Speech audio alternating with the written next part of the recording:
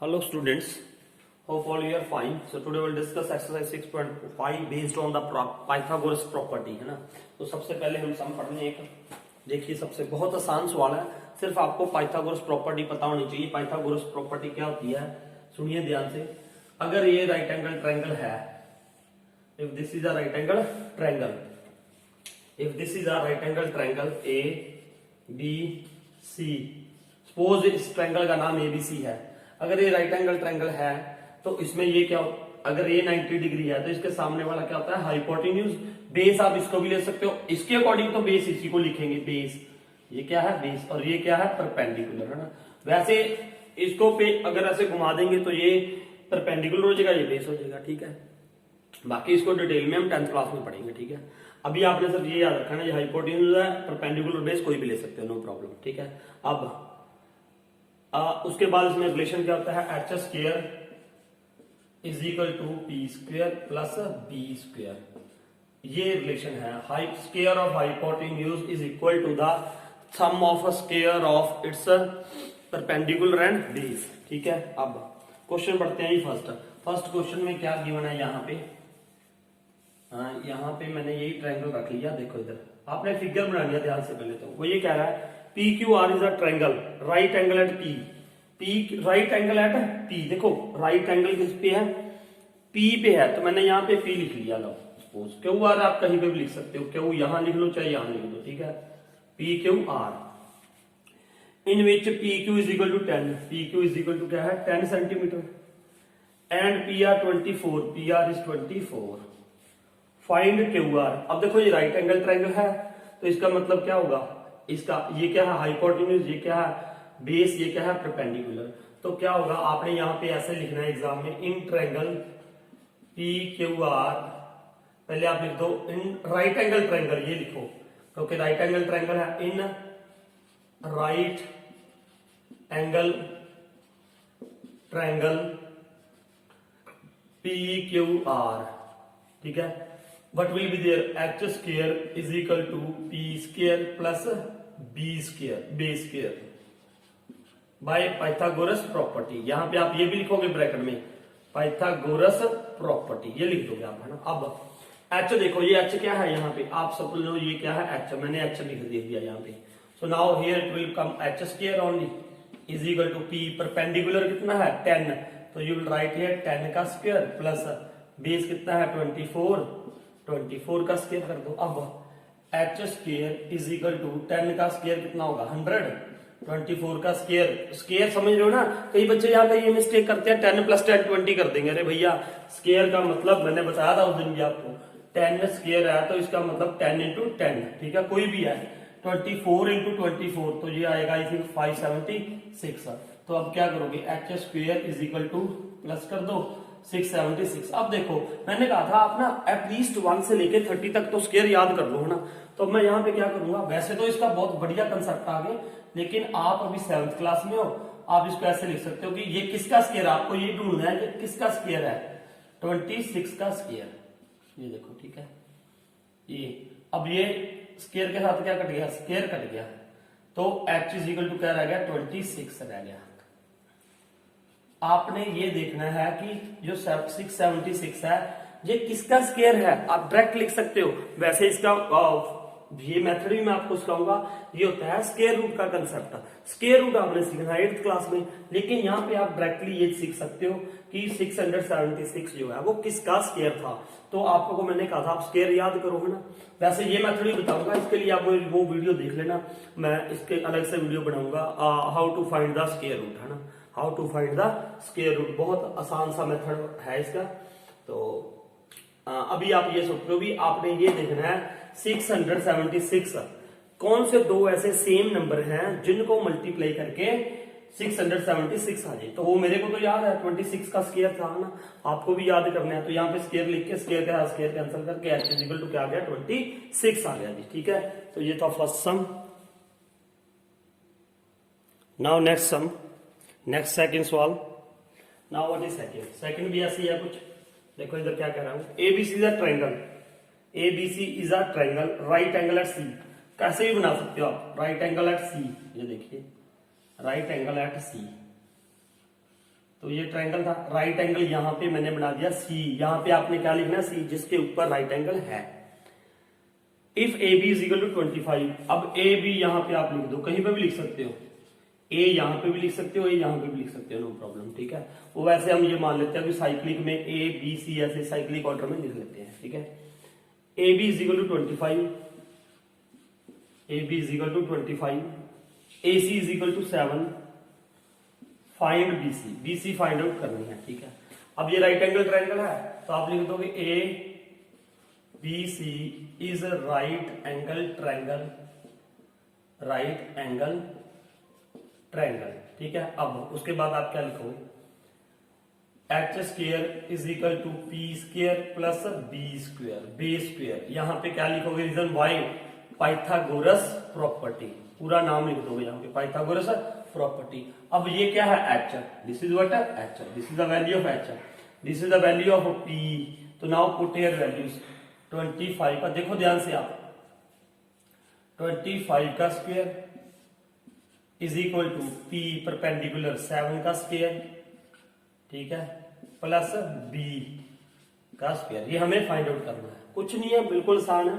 अब क्या करोगे आप, 25 का स्क्वायर कर दो, क्या आ जाएगा 625, 25 को 25 के साथ मल्टीप्लाई करोगे तो 625 आ जाएगा, इज इक्वल टू ये क्या आ जाएगा, 7 को मल्टीप्लाई करोगे 49 आ जाएगा, प्लस बी स्क्वायर। अब देखो ये आपने अपना सिंपल इक्वेशन चैप्टर 4 चैप्टर में पढ़ा है ना, कैसे वेरिएबल की वैल्यू निकालनी है। अब यहाँ पे मुझे बी स्क्वायर चाहिए तो ये 49 में इधर लाके क्या कर दूंगा, माइनस कर दूंगा, देखो 625 माइनस 49 इज इक्वल टू, इधर क्या रह गया बी स्क्वायर, ये तो आपने उसमें पढ़ा है ना यार 4th चैप्टर में, 49 ट्रांसपोज कर दिया इधर आके, इधर प्लस था तो इधर आके क्या हो जाएगा माइनस, ठीक है। अब इसको माइनस कर दो, 6, ये आई थिंक यार 576 आना चाहिए, 576 चेक कर लेना, यही आएगा मेरे ख्याल से बी स्क्वायर। अब देखो ये किसका स्क्वायर है, ये हमें पता है कि ये 24 को 2 बार मल्टीप्लाई करने से ये मिल जाता है। अरे यार ये देखो ना 24 इंटू 24, ये क्या आ जाएगा 576 आता है, तो ये 24 का क्या कर दिया मैंने स्क्वायर इज इक्वल टू 576, तो 576 इसके इक्वल है 24 के स्क्वायर के, तो हमने यहाँ पे 576 की जगह पे क्या लिख दिया 24 का स्क्वायर, और यहाँ पे क्या है बी स्क्वायर, ये स्क्वायर के साथ स्क्वायर आप कैंसिल कर दो यहाँ पे, ठीक है। अब b इज इक्वल टू क्या रह गया जी 24 रह गया, तो ये क्या आ गया 24 साइड आ गई हमारे पास, ठीक है। तो बिल्कुल आसान सवाल था ये, है ना। अब देखिए थर्ड सम देखिए। अब तो मेरे ख्याल से दोनों सम पाइथागोरस प्रॉपर्टी, सारे सभी पाइथागोरस प्रॉपर्टी के बेस्ड है और कुछ नहीं है इसमें। आगे देखो, a 15 metre long ladder reached a window, यहाँ पे ना ये देखो फिगर बनी हुई है ऐसे, यहाँ पे ये लैडर थी, मान लो ये लैडर थी, है ना, ये लैडर है, वो कह रहा है अब देखो, अब फिगर तो यहाँ पे गिवन है, अगर फिगर नहीं भी गिवन होगी तो आपने खुद बनानी है, देखो ठीक है। A 15 meter long ladder reached a window 12 meter high from the ground on placing it against a wall at the distance A. Find the distance of the foot of the ladder from the wall. देखो कुछ नहीं है, यहाँ पे एक जैसे हम लगाते हैं ना, ये देखो यहाँ पे वॉल थी, यहाँ पे ये वॉल है, ये वॉल है, यहाँ पे विंडो है जी, ये किसको शो कर रही है, ये पॉइंट ए जो है ना वो विंडो को शो कर रहा है, और यहाँ पे ये लैडर लगी हुई है, ठीक है। और ये विंडो यहाँ से ये ग्राउंड लेवल हो गया, ये क्या हो गया ग्राउंड लेवल, ये ग्राउंड लेवल है, ठीक है, धरती, ठीक है, अर्थ है ये। तो अब यहां से इसकी जो हाइट है वो कितनी दे रखी है विंडो की 12 मीटर हाइट, और लैडर कितनी है 15 मीटर लॉन्ग, ठीक है। अब देखो ना यार, हम अगर इसको यहां पे लेके आना चाहते हैं, है ना, यहाँ पे, तो वो ये चाहता है कि ये मुझे ये देखो कई बार ये है ना, ये पौड़ी है, ये लैडर है ना, इसको मैं ऐसे भी कर सकता था, ऐसे भी हो सकती है, ऊपर भी नीचे भी आ सकती है। वो ये कह रहा है कि ये एग्जैक्ट यहाँ पे लग जाए विंडो के पास, तो मुझे इसका जो ये लैडर है, ये लैडर का फूट है, मान लो ये लैडर का क्या है फूट, ये लैडर क्या है फूट, और इसका इससे डिस्टेंस क्या है ए, लेट अस सपोज ए रख लिया। अब यार ये फाइंड आउट करना है आपने कि ये लैडर कहाँ पे रखें, ये यहाँ पे धरती के ऊपर कहाँ पे रखें कि ये बिल्कुल यहाँ पे पहुंचे, ठीक है। तो हमें ये डिस्टेंस निकालना है, ये फुट ऑफ द लैडर था, ये वॉल थी, है ना, इस वॉल से इसका डिस्टेंस कितना होना चाहिए ये बताना है। तो let us suppose this is a, तो ये निकालना है। फिर देखो आप ये लिख दोगे ये राइट, जो वॉल है ना बिल्कुल सीधी स्ट्रेट होगी परपेंडिकुलर, तो ये राइट एंगल होगा। अब मैंने आपको ये बता रखा है एच हमेशा क्या होगा, जो हाइपोटेन्यूज के ऑपोजिट साइड होगी, ये ऑपोजिट हाइपोटेन्यूज वही होगा, ठीक है। अब आप यहाँ पे लिख दोगे, ये थर्ड सम है, A B C is right angle triangle, ये आप लिख लोगे ना, right angle triangle. So then what will be there, H square is equal to P square plus base square why by Pythagoras property, ये लिख लेना, ठीक है। अब एच कितना है 15 का स्क्वायर इज इक्वल टू, ठीक है, पी कितना है, आप देखो परपेंडिकुलर इसी को ले लो है ना, 12 का स्क्वायर प्लस ये क्या है बेस, इसको क्या ले लो ए। फिर मैं आपको एक और बात बता दूं यार, इसमें कोई फर्क नहीं पड़ता, आप अगर ऐसे है तो इसको बेस ले लिया करो, इसको परपेंडिकुलर, ये आप आगे जाके 10th क्लास में पढ़ोगे कि बेस और परपेंडिकुलर चेंज होते हैं अकॉर्डिंग टू एंगल।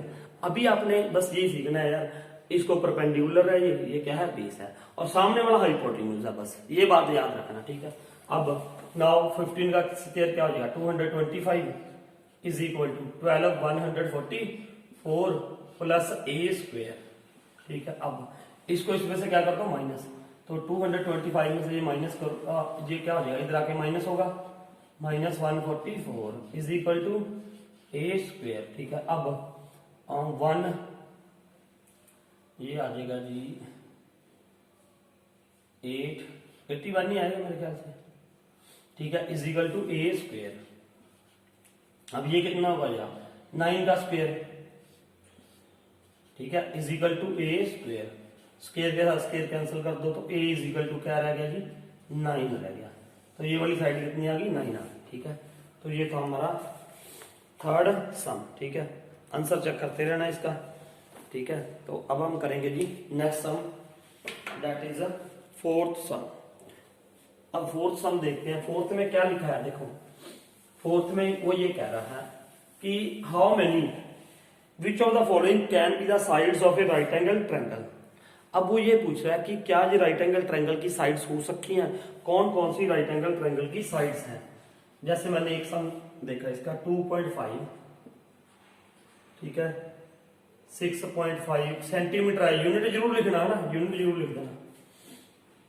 और इससे पहले वाला जो सम किया उसकी यूनिट साथ में लिख देना, मीटर की यूनिट आएगी ना, तो उससे पहले वाले दो से centimetre, must write the unit, मैंने भूल गया मैं लिखना, आप पक्का लिखोगे, ठीक है, 6.5 एंड 6 सेंटीमीटर, ठीक है। अब देखो जरा क्या करोगे आप, अब यहाँ पे हमें ये देखना है कि can these are the sides of a right angle triangle, क्या ये राइट एंगल ट्रायंगल की साइड्स होंगी। अगर ये राइट एंगल ट्रायंगल की साइड्स होंगी तो क्या कंडीशन रहेगी, H square is equal to P square plus B का स्क्वायर बेस का स्क्वायर, ये होगा। अगर ये राइट एंगल ट्रायंगल है तो बच्चे क्या होगा, H square is equal to P square plus B square के इक्वल होगा, ठीक है। अब एच कौन सा लेंगे, मैंने आपको बताया हुआ है, अगर कोई राइट एंगल ट्रायंगल है तो उसमें हाइपोटेन्यूज हमेशा ग्रेटर होगा। तो अब इसमें से देखो ध्यान से, क्वेश्चन ये है कि हमने ये देखना है कि ये राइट एंगल ट्रायंगल की साइड्स हो सकती हैं, है ना, वो अगर होंगी तो H square is equal to क्या होगा, P square plus B square. एक एच का स्क्वायर परपेंडिकुलर स्क्वायर और बेस के स्क्वायर के इक्वल होगा सम के, ठीक है। तो इसके लिए क्या करोगे, अब पहले तो एच ढूंढना पड़ेगा, एच कौन सा है, एच कौन सा होगा, मैंने आपको बताया कि हाइपोटेन्यूज हमेशा परपेंडिकुलर और बेस से क्या होगा, ग्रेटर होगा। तो now what will be there H, तो मेरे को ये ग्रेटर लग रहा है। अब मैंने यहाँ पे एच का स्क्वायर करके देख लिया, एच स्क्वायर 6.5 का स्क्वायर, ठीक है। आप इसका स्क्वायर करो, इसको इसके साथ मल्टीप्लाई करो, तो देखो 5 into 5 25, 5 into 5 25, 2 will be carry, 6 5 the 30, 32 the 60, 60 और 2 62, ठीक है, 6 6 the 36, 36 plus 6 42, ये आ गया मेरा तो जी, है ना। अब आप सोच रहे होगे सर आपने कैसे मल्टीप्लाई कर दिया, आप तो ऐसे करोगे ना, 6.5 into 6.5, है ना, तो आप ऐसे करके करोगे, मैं ऐसे कर देता हूँ, ये भी आपको बताएंगे हम कैसे मल्टीप्लाई करनी है ना, इसके लिए अलग से आप वीडियो बनाएंगे, उसमें देख लेना आप, है ना। ये सारे कंसेप्ट आने चाहिए आपको 7th में कि डायरेक्ट मल्टीप्लाई कैसे करना है। जैसे मैंने कर दिया 5 5 जा 25, 2 कैरी, अब 6 5 जा 30, 32 जा 60, 60 प्लस 2 62, 6 कैरी, 6 6 जा 36 प्लस ए, और पॉइंट 2 के बाद पॉइंट था तो यहाँ पे क्या लगा दिया, पॉइंट लगा दिया। ठीक है, तो आप सब्सक्राइब कर लो चैनल को, और है ना यहाँ पे आपको कोई, ताकि आपकी कोई वीडियो मिस ना हो जाए, ये भी मैंने शायद वीडियो डाल रखी है ना। तो अब ये देखो, अब क्या है, ये देखो, ये सब देखने के लिए ना सब्सक्राइब कर लो चैनल को इसको, क्योंकि कई बार ऐसा होता है ना वीडियोस हम डालते हैं तो ताकि आपको पता चलता रहे कि कौन सी वीडियो डाली है। ठीक है, अब उसके बाद पी स्क्वेयर, आप इसको देखो, इसको हाइपोटेन्यूज, आप इसको भी पी लिख सकते हो, इसको भी पी लिख सकते हो, नो प्रॉब्लम। अब मान लो मैंने इसको पी लिख दिया, इसको बी लिख दिया, कुछ सब कोई सा भी लिख सकते हो आप। ठीक है, अब पी मतलब यहाँ पे क्या हो गया, 2.5 का स्क्वायर, तो इसको 25 का स्क्वायर होता है 625, ये क्या आ गया, पॉइंट यहाँ पे आ जाएगा। उसके बाद 6 बी का square, B square is equal to क्या हो जाएगा, 6 का स्क्वायर, दैट इज व्हाट 36 हो गया। अब इन दोनों को प्लस कर दो, इन दोनों को मैं प्लस करूंगा, देखो इनको, तो ये पॉइंट यहाँ पे आ जाएगा 0 0, तो ये देखो 5 2 6 प्लस 6 12, 3 प्लस 1 4, तो ये देखो H square is equal to इसके स्क्वायर के इक्वल आ रहा है। एच स्क्वायर कितना था, 42.25, इन दोनों का सम कितना था, 42.25, तो ये अगर इक्वल आ गई तो it means these sides are the sides of a right angle triangle. ठीक है, तो अब इसके जो दो पार्ट्स हैं तो मेरे ख्याल से आप खुद कर सकते हो, आसानी से कर लोगे, है ना, कर लोगे। ठीक है, तो बाकी आप खुद करो इसका, है ना। अब मैं बता रहा हूं आगे फिफ्थ सम देखिए, फिफ्थ सम देखो बेटा, वो क्या कह रहा है कि देखो, अच्छा सवाल है, फिफ्थ भी बहुत अच्छा सवाल है। फिफ्थ सम में क्या है, a tree broken at the height of 5 metre from the ground. देखो यहाँ पे एक ट्री था, ट्री तो मुझे बनाना नहीं आएगा यार, ये मान लो ट्री था ना, अब ये ट्री ये ग्राउंड लेवल था, यहाँ से ये ग्राउंड था, यहां से 5 मीटर, मान लो यहां तक ये ना 5 मीटर था, ये ट्री था पूरा, ये क्या है, tree, this is what a tree. अब ये टूट गया ना, ट्री हैज, उसने ये बोला ना, a tree is broken at the height of 5 metre from the ground and it's top touches the ground at a distance of the 12 metre from the base of the tree. कह रहा है ये जब ये टूटेगा यार तो क्या होगा, ये यहां से टूट के ऐसे जा, ये वाला पोर्शन, ये पोर्शन कहां पे आ गया, यहां पे आ जाएगा। तो वो ये कह रहा है कि ये इसको टच कर रहा है, तो ये पार्ट बेंड होके यहां पे ऐसे आ गया।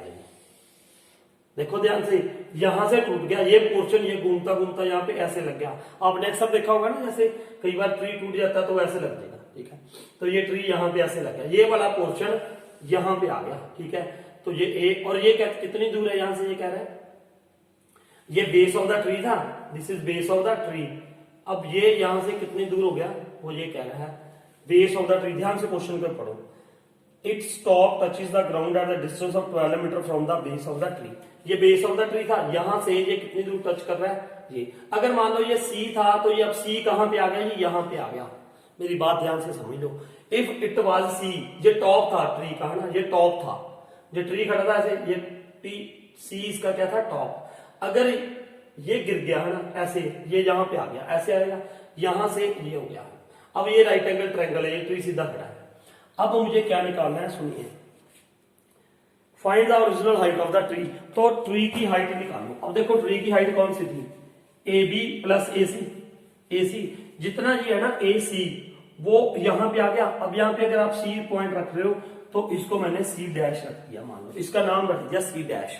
आप कोई और सा भी रख सकते हो, ठीक है। ये सिर्फ ये है कि एक फिगर में हम दो नाम नहीं रख सकते, दो वर्टेक्स का सेम नाम नहीं हो सकता है ऐसा, इसलिए मैंने यहाँ पे सी डैश रख दिया।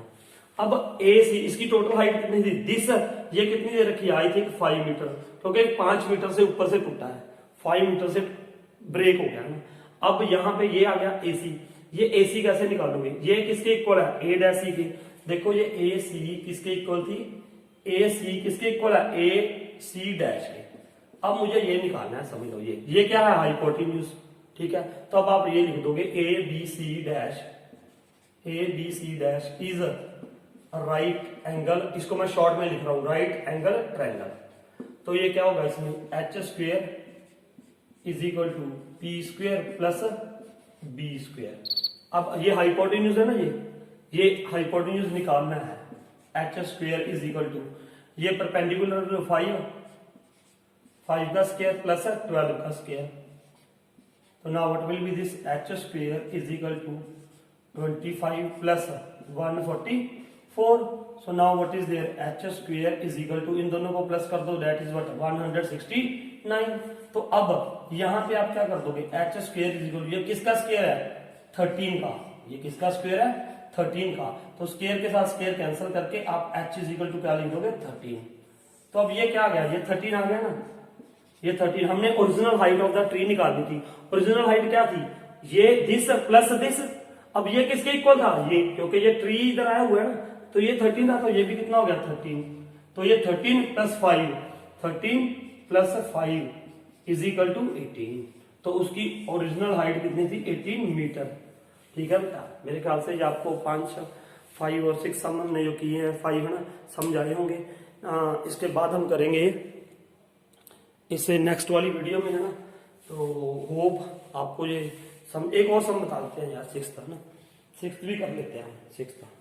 6 देखो ध्यान से, ताकि 2 सम रह जाएंगे, 2 की भी हम अलग से वीडियो डालूंगे आपको। ठीक है, वो 2 सम जो रह जाएंगे उसकी अलग से वीडियो भेजूंगा मैं। ठीक है, अब देखो 6 सम क्या है, angles Q and R of a triangle P Q R 25 degree and 65 degree. यहाँ पे ना एक ट्रायंगल दिया हुआ है हमारे पास, उसके एंगल्स गिवन है। ठीक है, उसके क्या है angles given. This is P, this is Q, this is R. Here Q is what 25 degree, ये दिस इज 65 डिग्री। ठीक है, राइट, अच्छा right which of the following is true, इनमें से कौन सी ट्रू है। देखो यहां पे ये लिख दिया P Q square plus Q R square is equal to R P square, second P Q square plus R P square is equal to Q R square. उसके बाद जी R P square plus Q R square is equal to P Q square. इनमें से कौन सा true है ना। Here they have given only 2 angles है ना। ठीक है, अब देखो सबसे पहले ये 25 है 65 है, तो आप ये एंगल निकाल सकते हो। ये एंगल कैसे, एंगल सम प्रॉपर्टी से हमने अभी इसी चैप्टर में पढ़ा था। क्या होता है कि angle P plus angle Q plus angle R is equal to क्या होगा 180 डिग्री होगा, that is equal to 180 degree. Why, अरे एंगल सम प्रॉपर्टी भैया, यहां पे लिख दो एंगल सम प्रॉपर्टी। अब एंगल P कितना है we don't know, plus Q कितना है 25 डिग्री, R कितना है 65 degree is equal to 180 degree. So now angle P plus, इन दोनों को प्लस कर दो तो ये क्या आ जाएगा 60 और 90 आ जाएगा इज इक्वल टू 180 डिग्री। तो angle P is equal to क्या आ गया जी 180 minus 90, that is what 90 degree. अब ये 90 डिग्री आ गया, ध्यान से देखो, अब ये क्या आ गया 90 डिग्री। तो अब इसमें क्या होगा, ये राइट एंगल ट्रायंगल बन गया। This is what right angle triangle, this is what right angle triangle. अब अगर ये राइट एंगल ट्रायंगल है तो इस कंडीशन को ये फॉलो करेगा, H square is equal to P square plus B square, hypotenuse square is equal to perpendicular square plus B square. अब देखो, अब फिर वही बात आपको ये पता होना चाहिए हाइपोटेन्यूज कौन सा होता है। एक तो मैंने ये बता रखा है अगर साइड्स गिवन है तो जो साइड सबसे बड़ी है वो हाइपोटेन्यूज होगी। अदरवाइज अब ये 90 डिग्री है ना यार, इसके ऑपोजिट साइड देखो, इसके सामने वाली साइड, ट्रायंगल में 3 साइड्स हैं, 2 तो इसको कवर कर रही है, एक इसमें आ रही है, एक इसमें आ रही है, तीसरी साइड क्या बची जो इसके ऑपोजिट है वो हाइपोटेन्यूज होगा। इस बात का ध्यान रखना ये, ठीक है। तो ये इसके ऑपोजिट ये साइड बन रही है कौन सी क्यू आर, तो ये हाइपोटेन्यूज हो जाएगा। अब यहाँ पे क्या हो जाएगा, देखो यहाँ पे क्यू आर